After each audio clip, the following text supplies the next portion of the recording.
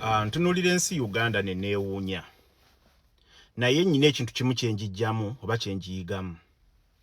Uganda eringa ekkanisa erina omugagga, ng'omugagga oyo amanya activities z'ekkanisa bwe zitambula. Omugagga oyo nga y'omu kubasasula amasannyalaze, y'omu kubavaako ssente z'omusumba okutambula, y'omu omugagga oyo. Kati omugagga oyo ne bw'atandika okukabasanya abakazi mu kkanisa, ne bw'atandika okukwata abaana mu kkanisa, ekkanisa esobola okusirika. Omusumba asirika, kubanga okutegeera kwe n'okukkiriza kwe kwonna kuva ku Katonda ne kutunuulira omusajja oyo. Bw'etyo nno Uganda bw'eri. Lwaki njogedde ekigambo kino nga ntandika okunnyonnyola olunaku olwaleero? Ffe ng'abatunuulizi b'ebyobufuzi, ife abalaba ebyobufuzi in a different angle, tulina ekintu kati kye tuli mu kulaba nti twerabidde ekintu kimu, nti Sawulo bwe yagaanibwa mu nsi, bwe yagaanibwa mu Isirayiri, abasomi ba Bayibuli mukimanyi bulungi.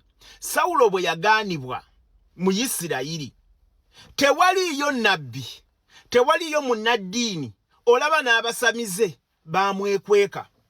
Omuntu yenna kasita agaanibwa Katonda, kubanga obukulembeze buva eri Katonda, era Katonda y'agaana obukulembeze, Katonda y'agaana omukulembeze.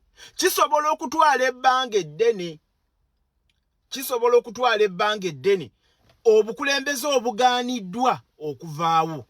Naye obukulembeze obugaaniddwa ebbanga gye bumala nga bulwawo, wabaawo ebintu bingi ebitabanguka. Y'ensonga lwaki waliwo ebintu ebitambula mu ggwanga Uganda nga buli muntu yenna asirise. Olunaku olwaleero nfunye essimu okuva eri mukwano gwange omu musumba. Yagenze n'aba ng'abuulira ku kituuti, n'agamba abavubuka nti naye abavubuka bannange mubeere beegendereza,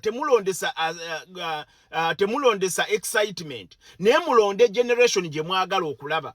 Mulonde ekyo kye musuubira, kye mulowooza nti kye kijja, kubanga guno gwokka gwe mukisa Katonda gwe yabawa okuyita mu kulonda, okusiima ne mulonda ekyo kye mwagala. Olwavuddeko yafuniddewo akasimu ne bagamba tukulabye ku social media ng'obuulira otandise okuwabya abantu, eyo si yenjiri erina okubuulirwa. Kati that is the main reason as to why amakanisa gasirise, kubanga mulimu omugagga atudde mu maaso, ne bw'akabaasanya abaana, ne bw'akwata abaana, enjiri y'obutukuvu n'obutuukirivu teyinza kubuulirwa. Tewaliwo ngeri ki njiri ntuufu lw'eneebuulirwa oba ekigambo kya Katonda ekituufu ekinaabulirwa mu ggwanga Uganda, newankubadde nga Uganda egamba nti for God, nti tusoosa Katonda and my country, ne tuzzaako ensi yaffe. Tulina okusooka okukola ebyo ebisanyusa Katonda. Naye olw'okuba nti waliwo omugagga atudde mu maaso g'entebe wano, ekkanisa tesobola kubuulira njiri ntuufu, newankubadde nga akwata abaana, newankubadde nga atulugunya abantu, newankubadde nga ki, kubanga omusumba amaaso yagajja ku Katonda n'agatunuuliza omuntu. Ensi yaffe Uganda, abantu bangi bannaddiini, abantu bangi bannabyabufuzi, abantu bangi bajja amaaso ku Katonda ne batunuulira bannabyabufuzi. Bajjewo okwagala kwa Katonda. Mbagambye nti Sawulo bwe yagaanibwa waliwo emyaka egyayitawo nga yadde Dawudi baali bamaze omwanointing okubeera kabaka. Era bw'osoma ebyawandiikibwa otandika okulaba nti Dawudi agenda okujja ne mu bukulembeze bwe baali bamaze omwanointing obubeeramu, nga wayiseewo emyaka nga n'eyamwanointing nga yali amaze okufa. Ekyo kye kisinga okwewuunyisa. Ate nga tekyaliwo okwolobokka. Tekyaliwo kwolobokka. Ebintu ebimu Katonda okubikola mu bulamu bwaffe bitwala ebbanga ddene, naye kitwala abantu abamalirivu okulemerako ne bagamba nti naye Mukama ffe kino kye twagala. Katonda asobola basiimira omuntu. Kasita alaba okukaaba kwammwe, ddayo mu Bayibuli otunuulire Moses. Katonda Bayibuli egamba nti mpulidde okukaaba kw'abantu bange, Moses ngenda kutuma ggwe. Kyatwala emyaka emeka Moses ogenda mu ddungu okununula abaana ba Isirayiri? Kyatwala Moses okulwana entalo n'okuyiga butya bw'alina okweyisa?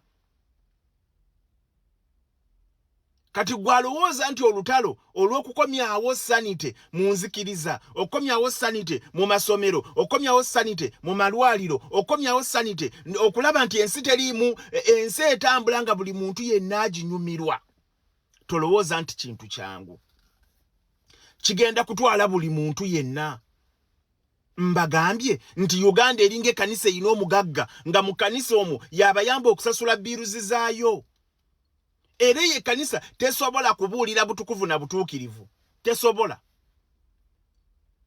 Kati naffe bwe tutyo bwe tuli bannaddiini. Abasumba, aba reverend n'abantu abalala bangi balaba ekigenda mu maaso. Balaba ekikyamu. Balaba ebintu byonna. Kubanga bano abantu abasibibwa, abantu abakubibwa, jo bakubye Danny Magic omutwe ne bagwabya. Abo bonna abakubibwa balina amakanisa, emizikiti, ekereziya n'ebintu gye bava.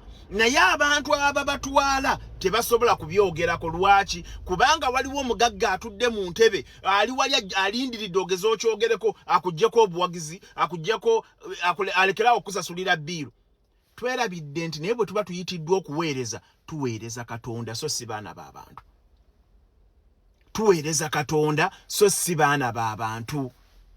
Enjiri gye tubuulira yagenda mu ggulu. Enjiri gye tubuulira yakukyusibwa, transformation. Enjiri gye tubuulira spiritualism, abantu okuwangula ebisoomooza obulamu bwabwe, abantu okwesalako ebitagasa.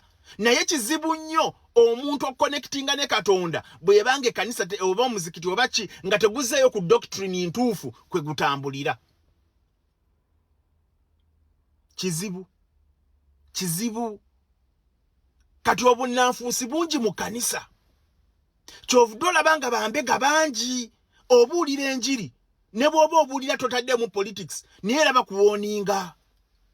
Bakugamba naye ebyo by'obudde si bye twagala obuulire. Kati waliwo enjiri ne sitaani gy'ayagala ebuulirwe.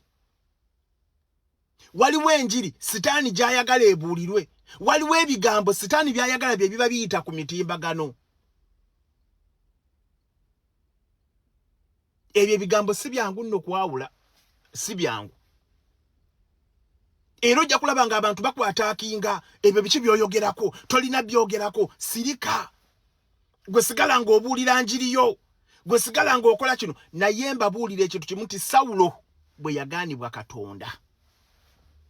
Teri nnabbi, teri bannaddiini baasigala naye, tewali. Kubanga bonna bakkiriza nti ebintu byakola biri wala nnyo ne Katonda gwe basinza. Nze abuuza, Katonda gwe tusinza asanyukira abantu. Njagala mutunuulire ebintu ebimu ebikolebwa ng'ensi etuuse mu ddaala nga Katonda agaanye obukulembeze bwayo. Njagala oddeyo olabe abaana ba Isirayiri baayita mu kiki abantu abo mu biseera Sawulo bye yali alemedde ku ntebe. Kubanga ekisooka omusajja ono Dawudi yali amanyi Katonda n'agamba touch not on the anointed. Yagamba nti newankubadde Mukama amuganye sigenda mukwatako. Kyagulanyi ky'ekintu kyennyini kyali mukola. Yalibadde akola ekintu. Naye olw'okuba nti amanyi nti noono waliwo Katonda eyamuleeta, waliwo ebiseera ebya Katonda yennyini amwejjireko ng'ayise mu process. Y'ensonga lwaki tugamba abantu respect okulonda akalulu. Ka respecting akalulu ko. Tokajaajamya, tokatunda dola, tokatunda siringi 10, manya 15, manya mitwalo 2. Tokajaajamya. Gwe mukisa gwo kagwolina gw'okutuusa eddoboozi lyo kwekyo ky'olowooza nti kituufu. Twagala Uganda ennungi.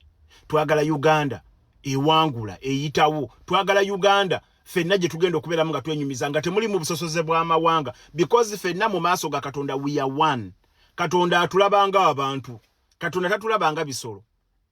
Talina gwagamba nti ono mulaba nnyo nnyo nnyo ate ono mulaba katono. Ekisa kya Katonda kisigala kibeerera bwe kiti. Wakyaliwo ekisa. Wakyaliwo akaseera ak'okulowooza. Kiki tulina okukola by 15th January. Tusigaza mwezi ogwo okusalawo.